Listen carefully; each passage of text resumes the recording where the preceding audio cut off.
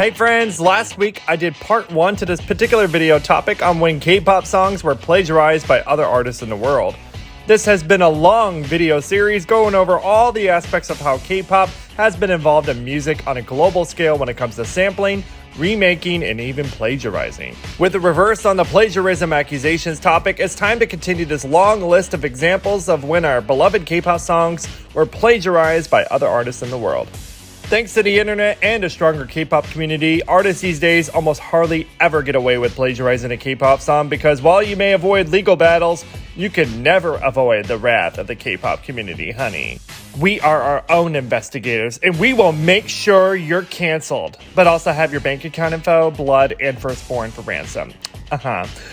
But before we get started, please do me the huge favor of hitting those like and subscribe buttons for me to continue to help promote my videos here in the YouTube space. Thank you all so much for your love and support, and now let's get started with part 2 of this list.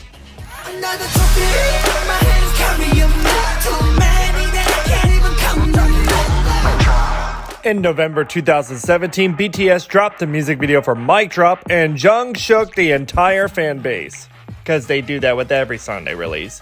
In the following year, a Serbian singer named Aca Lukas came out with a track called Vedon, and it didn't take long for BTS fans to notice the similarities.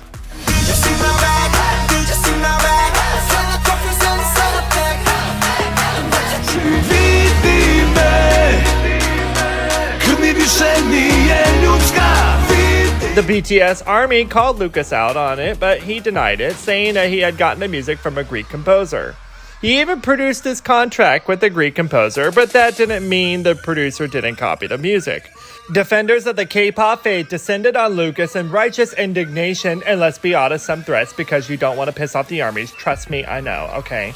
Which drove him to go on Instagram to proclaim, "You rodents and reptiles, pathetic and sick group of retarded and degenerate jerks." God, that was really hard to roll off my tongue, okay? But anyways, before he proclaimed his love of China and Kim Jong-un, the dictator of North Korea.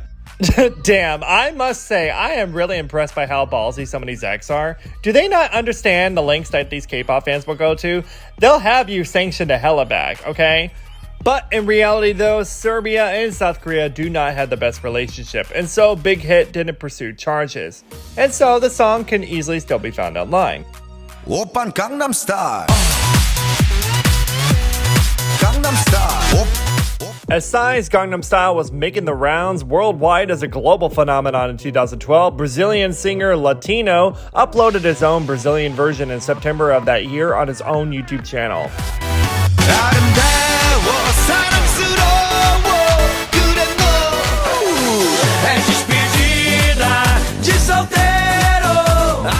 While the song was known for having parodies at the time and some considered his song a parody, his video ultimately received over 100,000 dislikes, and fans argued it was a cheap copy that ruined the original. It appears that his version was not authorized and violated copyrights, thus causing his channel to be taken down by YouTube. See, that's how it's done.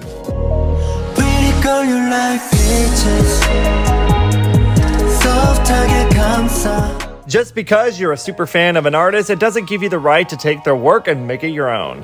In the case of Indian actor Tiger Shroff, the actor took quote-unquote inspiration from his favorite artist Kai and more or less copied and pasted Peaches into his song Puri Galbat. I tried. Which he released in February 2022.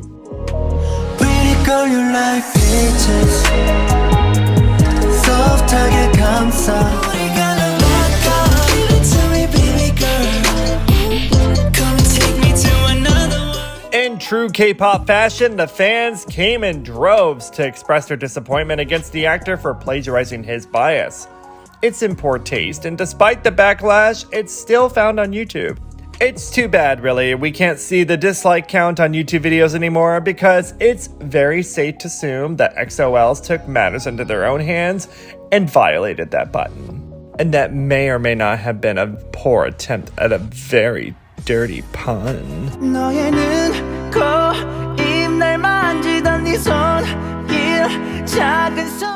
In 2016, Russian singer Albina uploaded a song called I Love You to her YouTube channel.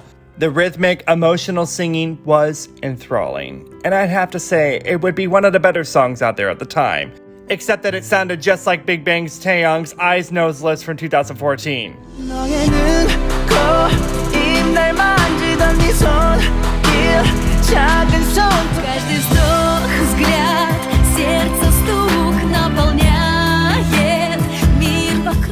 Albina was bold though.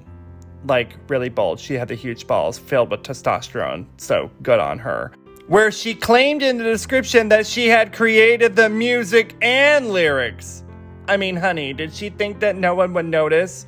YG Entertainment proceeded to claim copyright on her official music video on YouTube, because that's what they typically do with everything on this platform, including me. But that's a topic for another day, but I believe I have bitched about that before. Albina uploaded a video to RuTube, which sounds like it could be something related to RuPaul, but, you know, that's just me. Russia's own streaming service, and fans flocked to the site to express their frustrations, because that's what K-pop fans do. I have more Eyes, Nose, Lips stories to share with you, believe it or not, and so stay tuned for part 3 to the series where I continue the tales of plagiarizing Taeyang.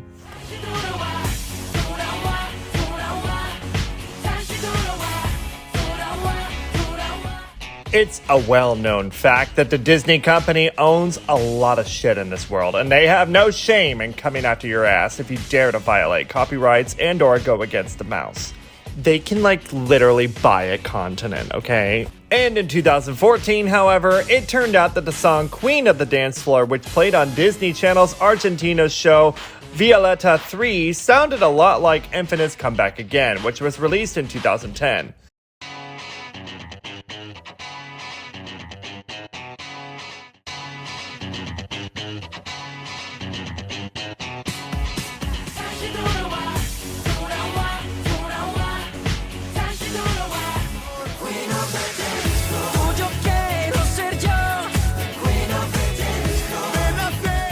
The hypocrisy in this one is strong though, because Infinite's label Ulam Entertainment announced the plagiarism and contacted the composer of Queen of the Dance Floor, but nothing ever came of it, as far as I could see.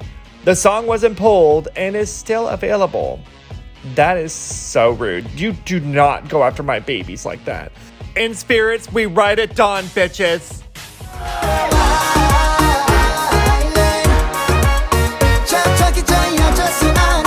The American rapper 6ix9ine is well known for scoring numerous rap hits, with a couple of while he was serving time for racketeering and conspiracy to commit murder and armed robbery and plus other offenses, so total role model, okay? So it was particularly bad when his song Nobody came out in 2018, which sounded a lot like Winter's Island.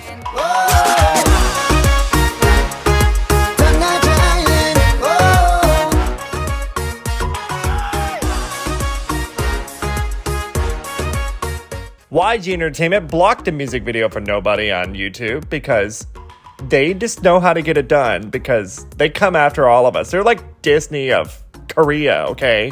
And ultimately, his video was removed. To his credit, though, 6ix9ine renamed the song Nobody Island Remix. So, you know, there's that. Maniac, 나서 빠진 것처럼 미쳐 Maniac. Hot off the presses in April of 2022, Venezuelan influencer Lele Pons and Mexican singer and influencer Kimberly Loaiza released a preview of the song Piketona. And it was a, you know, kind of a bop. I mean, arguably. And why shouldn't it be? Because it used the intro to Stray Kids' Maniac, which was released earlier this year.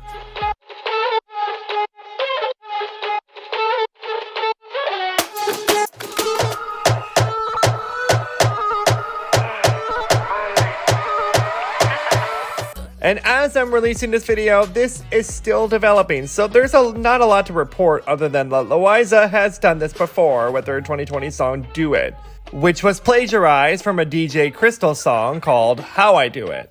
I don't mean to sound sassy here, but like, that's rude. But you know, the K-pop fans have done their duty with the dislike button and canceling. And they will continue to take matters into their own hands because that's what us K-pop fans do, okay? Well, that's it for today, friends. Believe it or not, I still have more plagiarism stories to share. So stay tuned for more parts later on. Thank you all so much for watching. Please don't forget to hit those like and subscribe buttons for me. Check out many more of my videos while you're here, and I shall see you next time.